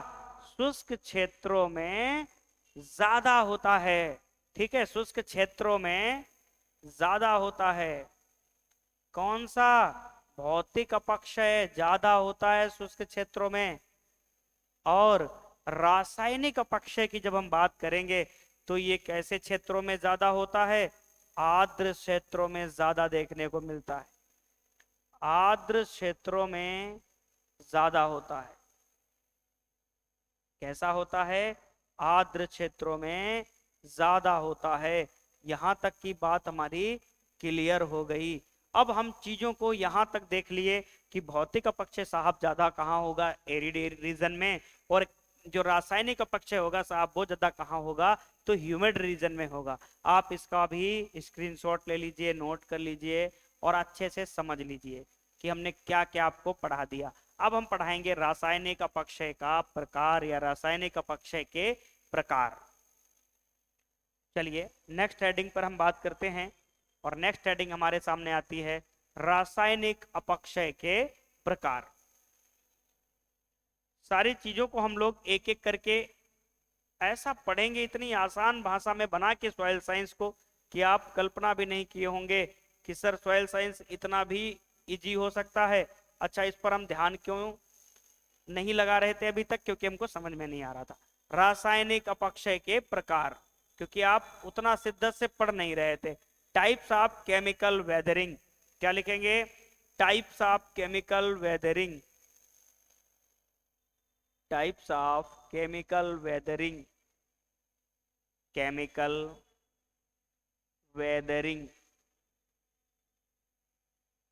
तो टाइप्स ऑफ केमिकल वेदरिंग की जब हम बात करते हैं तो यहां से हमारे सामने निकल कर आते हैं कुछ महत्वपूर्ण बिंदु कि कितने टाइप हमें केमिकल वेदरिंग में पढ़ने पड़ते हैं। बस हमको 3 इंपॉर्टेंट हैं, बाकी टोटल 6 टाइप होते हैं जो इसको हमको पढ़ने पड़ते हैं। वो कौन कौन से 6 टाइप इसके होते हैं? तो जरा हम गौर फरमाते हैं और देखते हैं कि इसके कौन कौन से 6 टॉपिक हैं या 6 टाइप्स हैं जो हमको पढ़ने। तो सबसे पहले हम बात करते हैं कुछ महत्वपूर्ण बिंदु पर, जिसको हम बोलते हैं विलयन। क्या बोलते हैं? विलयन, जिसको हम क्या कहते हैं? सॉल्यूशन कहते हैं। क्या कहते हैं? सॉल्यूशन कहते हैं। एक तो ये एक प्रकार हो गया। दूसरे प्रकार पे जब हम चर्चा करेंगे, ठीक है, तो दूसरे प्रकार पे जब हम चर्चा करेंगे तो इस प्रकार से देखेंगे। दूसरा होता है जल योजन। जल योजन जिसको हम बोलते हैं हाइड्रेशन। क्या बोलते हैं? हाइड्रेशन बोलते हैं। और एक होता है जल अपघटन। जल अपघटन जिसको हम बोलते हैं हाइड्रोलाइसिस। क्या बोलते हैं? हाइड्रोलाइसिस। हाइड्रोलाइसिस। और उसके बाद एक और होता है जिसको हम बोलते हैं ऑक्सीकरण। क्या बोलेंगे? ऑक्सीकरण। जिसको हम बोलते हैं ऑक्सीडेशन। क्या बोलते हैं? ऑक्सीडेशन। और एक पॉइंट और आता है जिसको हम बोलते हैं अपचयन। क्या बोलते हैं? अपचयन। जिसको हम क्या बोलते हैं? रिडक्शन। क्या बोलते हैं? रिडक्शन। रिडक्शन के नाम से इसको हम जानते हैं। और एक और बचा हमारे पास अंतिम, जिसको हम बोलते हैं कार्बोनीकरण। क्या बोलते हैं? कार्बोनीकरण। जिसको हम बोलते हैं कार्बोनेशन। क्या बोलते हैं? कार्बोनेशन। अब ये 6 प्रकार का हम केमिकल वेदरिंग पढ़ते हैं। क्या पढ़ते हैं? 6 प्रकार से केमिकल वेदरिंग पढ़ते हैं। और केमिकल वेदरिंग का एक और नाम होता है, तो हम लिख लेंगे, रासायनिक अपक्षय को नोट करके लिखेंगे। रासायनिक अपक्षय को रासायनिक अपक्षय को विच्छेदन के नाम से भी जानते हैं। विच्छेदन जिसको हम बोलते हैं डिकम्पोजिशन। क्या बोलते हैं? डिकम्पोजिशन। रासायनिक अपक्षय को विच्छेदन के नाम से भी जानते हैं। विच्छेदन के नाम से भी जानते हैं। से भी जानते हैं। किसके नाम से जानेंगे? विच्छेदन के नाम से जानते हैं। अब ये 6 प्रकार हमने देखे। अब इन 6 प्रकार में इंपॉर्टेंट क्या है? तो सबसे ज्यादा इंपॉर्टेंट है जल अपघटन। सबसे ज्यादा कौन इंपॉर्टेंट है? स्टार बना लेना और इसको इंपॉर्टेंट क्वेश्चन दे देना। तो जल अपघटन सबसे ज्यादा इंपॉर्टेंट। दूसरे नंबर पे कार्बोनीकरण इंपॉर्टेंट है। मैं जिसको बॉक्स में बंद कर रहा हूं, समझ लो ये खतरनाक कैदी है, इसलिए मैं इसको बॉक्स में बंद कर रहा हूं। और तीसरा है जल योजन। क्या है? जल योजन। तो जल योजन क्यों इंपॉर्टेंट है अभी हम आपको बताएंगे। अभी आप बस इसको इतना जानो कि हमने 3 इंपॉर्टेंट बताए, जिनमें तीनों में सबसे पहला ज्यादातर इंपॉर्टेंट हमने बताया। तो अब इन्हीं तीनों पर चर्चा करनी है और पहले क्वेश्चन को, मतलब पहले पॉइंट को सबसे पहले उठा के लाना है आपके सामने और समझाना है। लिख गया ये सब?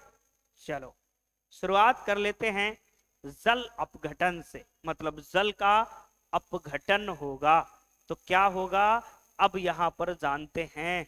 तो पहला बिंदु है हमारा जल अपघटन।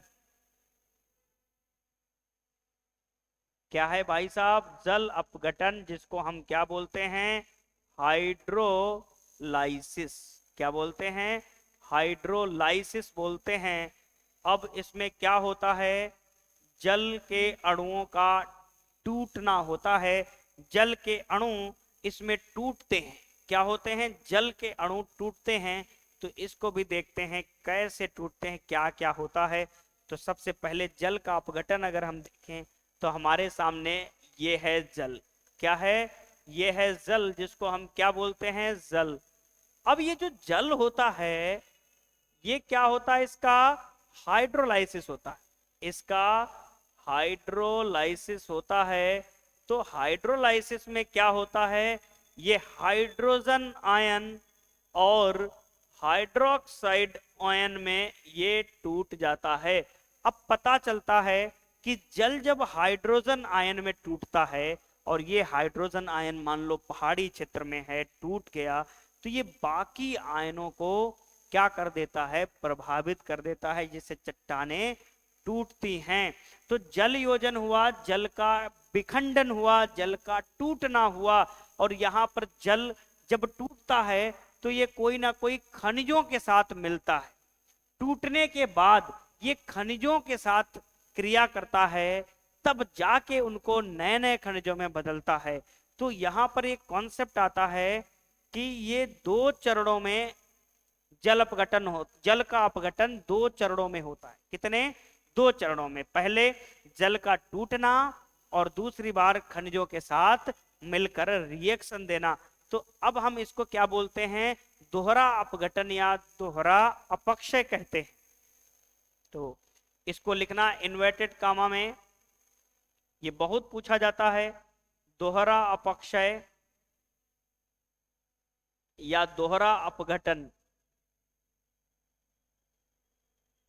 दोहरा अपघटन प्रक्रिया। और अंग्रेजी में इसको क्या बोलते हैं, डबल डिकम्पोजिशन प्रोसेस।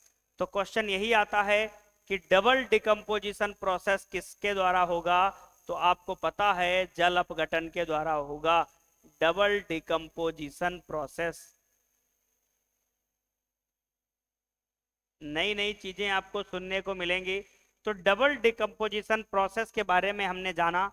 अब इसे डबल डिकम्पोजिशन क्यों कहते हैं, क्योंकि 2 चरणों में अपक्षय होता है, 2 चरणों में अपक्षय होता है, 2 चरणों में अपक्षय होता है।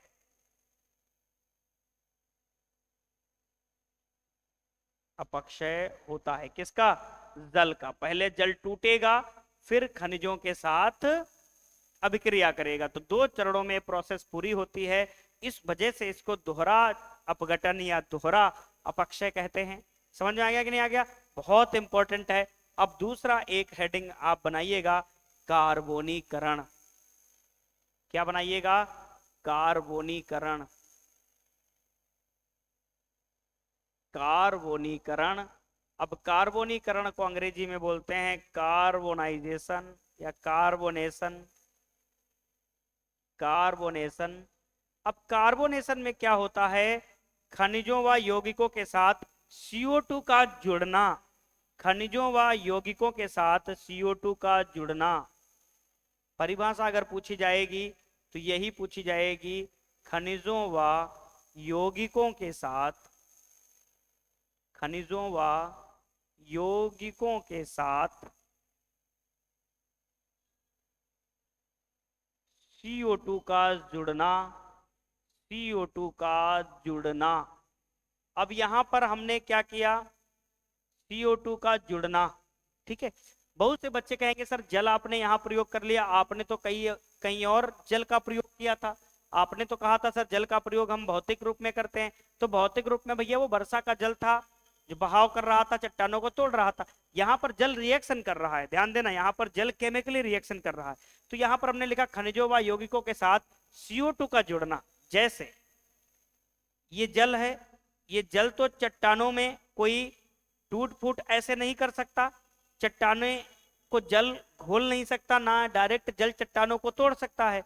तो ये क्या किया, जल का यहाँ पर CO2 के साथ संयोग हो गया और यहां पर क्या हुआ, कार्बोनेशन। कार्बोनेशन प्रोसेस हुई और कार्बोनेशन प्रोसेस के बाद ये क्या बन गया, H2CO3, जिसको हम क्या बोलते हैं, कार्बोनिक अम्ल। क्या बोलते हैं भाई साहब, इसको हम कार्बोनिक अम्ल की संज्ञा देते हैं और कार्बोनिक अम्ल के नाम से इसको जानते हैं। अब जो चट्टानें जो जल से नहीं टूट रही थी, जो कार्बन डाइऑक्साइड से नहीं टूट रही थी, वो क्या होंगी, वो अम्ल में टूट जाएंगी। आप कई मूवी देखे होंगे तो आदमी पानी में हड्डियां वड्डियां नहीं गलती, मांस नहीं गलता है, तो उसको तेजाब में डाल दिया जाता है, उसकी हड्डियां वड्डियां गला देते हैं। गला देते हैं कि नहीं गला देते हैं? तो कई बार आपने देखा होगा, तेजाब मतलब स्ट्रॉन्ग एसिड। तो H2CO3 कार्बोनिक अम्ल में चट्टानें टूटती हैं और उससे अपने केमिकली प्रॉपर्टी चेंज करके नए नए मिनरल्स का निर्माण करती हैं। तो यहाँ पर किसी भी खनिज या यौगिक के साथ CO2 का मिलना होगा और वो कार्बोनिक अम्ल का निर्माण करेगा। चट्टानें कार्बोनिक अम्ल से टकराकर टूटेंगी, रिएक्शन करेंगी। ये तो था कार्बोनीकरण। अब हम बात करेंगे जल योजन की, जो कि रासायनिक अपरदन का लास्ट बिंदु है।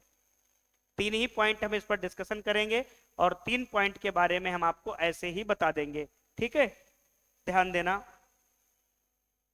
चलो आगे की वार्ता शुरू करते हैं जल योजन के साथ। और बहुत इंपॉर्टेंट है जल योजन। यहां पर हम आपको बताएंगे कुछ नए नए खनिजों का निर्माण। जल योजन, योजन का मतलब है जुड़ना, हाइड्रेशन। हाइड्रेशन की जब कभी भी अपने बात करते हैं तो देखते हैं किसी भी यौगिक या खनिजों के साथ जल का जुड़ना। तो लिखेंगे खनिज व यौगिकों के साथ जल का जुड़ना, खनिजों व यौगिकों के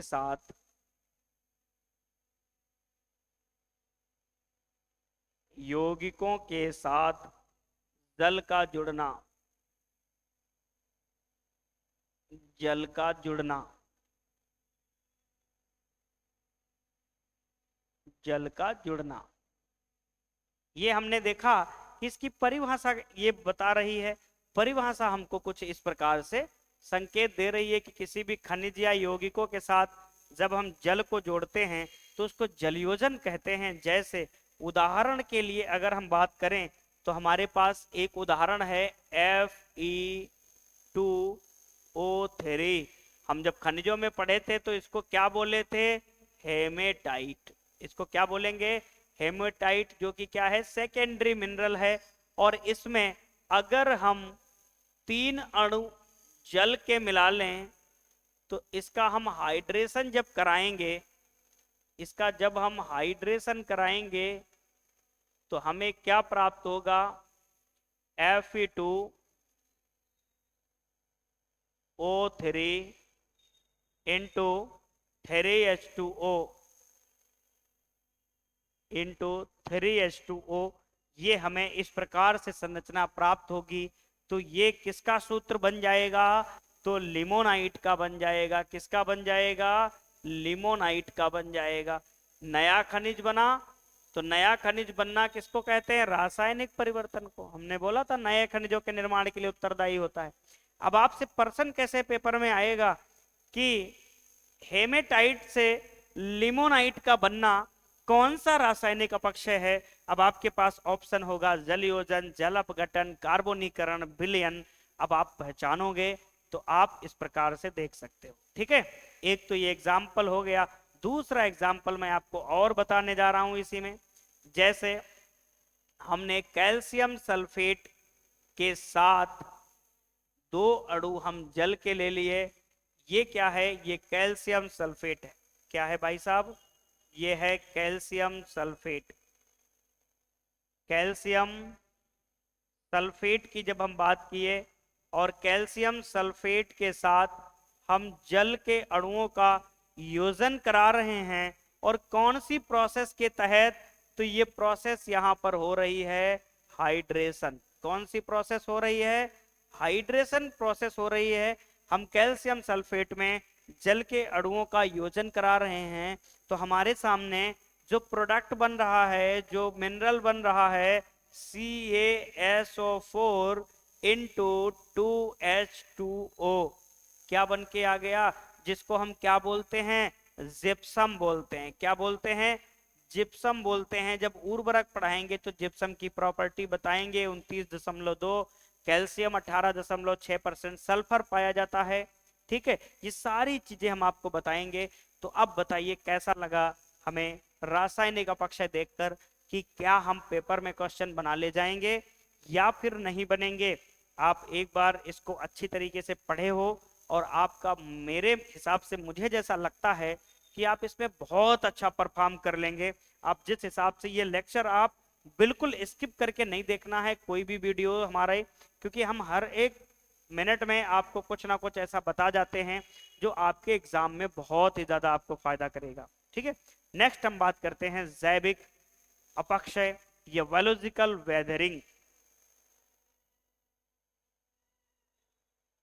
चलो आगे बढ़ते हैं, हम बात करते हैं आज के बिंदु का अंतिम पॉइंट। आज का लेक्चर हमारा काफी ज्यादा ड्यूरेशन का हो गया, परंतु फिर भी हम एंड पे चल रहे हैं चैप्टर के।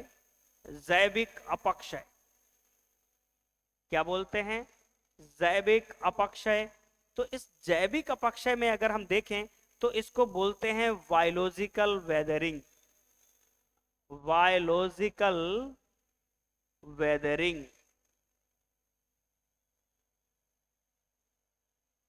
क्या बोलते हैं, बायोलॉजिकल वेदरिंग। तो ये हमारा जो टॉपिक है इसको हम क्या बोल दिए, बायोलॉजिकल वेदरिंग बोल दिए। आ गई बात समझ में? इसको हमने क्या बोला भाई साहब, बायोलॉजिकल वेदरिंग बोल दिया इसको। अब बायोलॉजिकल वेदरिंग क्या होता है, जब भौतिक व रासायनिक अपक्षय जैविक प्रक्रियाओं के द्वारा हो, या जब अपक्षय जैविक प्रक्रियाओं के द्वारा हो या जैविक क्रियाओं द्वारा हो तो उसको जैविक अपक्षय कहते हैं। तो लिखेंगे जब अपक्षय, जब चट्टानों का अपक्षय, जब चट्टानों का अपक्षय जैविक क्रियाओं द्वारा हो या जैविक प्रक्रियाओं द्वारा हो, जैविक प्रक्रियाओं द्वारा हो, जैविक प्रक्रियाओं द्वारा हो, उसे जैविक अपक्षय कहते हैं। उसे जैविक अपक्षय कहते हैं। क्या कहते हैं, जैविक अपक्षय कहते हैं। उसे जैविक अपक्षय कहते हैं।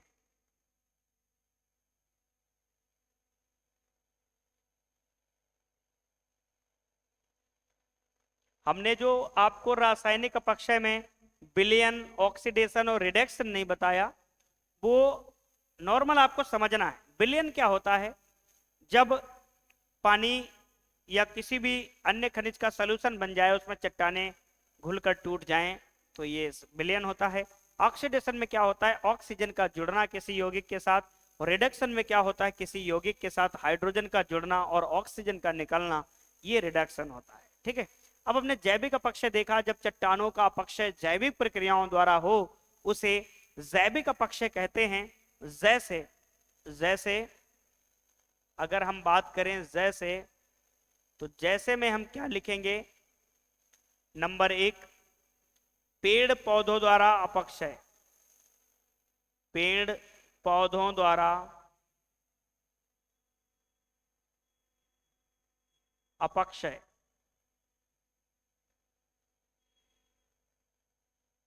दूसरा पॉइंट जीव जंतुओं द्वारा अपक्षय, जीव जंतुओं द्वारा अपक्षय।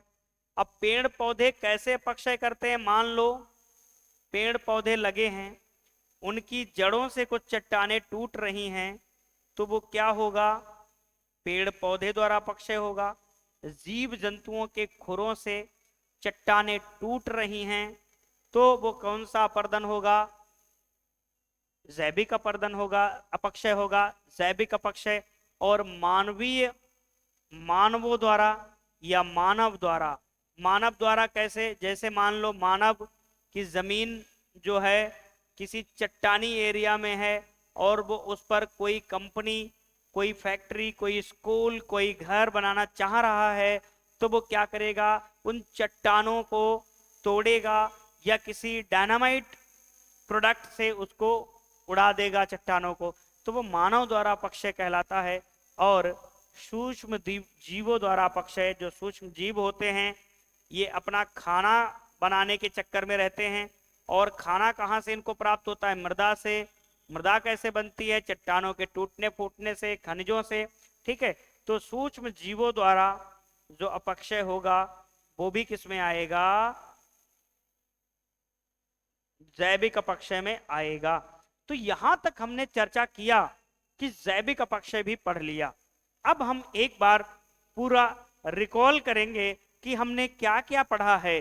जैविक अपक्षय हमने देख लिया, जो जैविक कारकों के द्वारा होगा। हमने आपको क्या क्या पढ़ाया? सबसे पहला पॉइंट हमने आपको पढ़ाया अपक्षय क्या होता है, सारी चीजें हमने आपको बताई। फिर अपक्षय के प्रकार हमने आपको बताए। फिर इसमें भौतिक अपक्षय हमने बताया, और भौतिक अपक्षय के बारे में अमूमन नॉर्मल सी जानकारी। फिर हमने आपको भौतिक अपक्षय का पहला प्रकार हमने बताया ताप द्वारा, दूसरा जल और बर्फ के द्वारा, तीसरा हमने वायु के द्वारा बताया, मशरूम प्रकार की चट्टानें जो राजस्थान के अरावली पर्वतमाला पर देखने को मिलती हैं।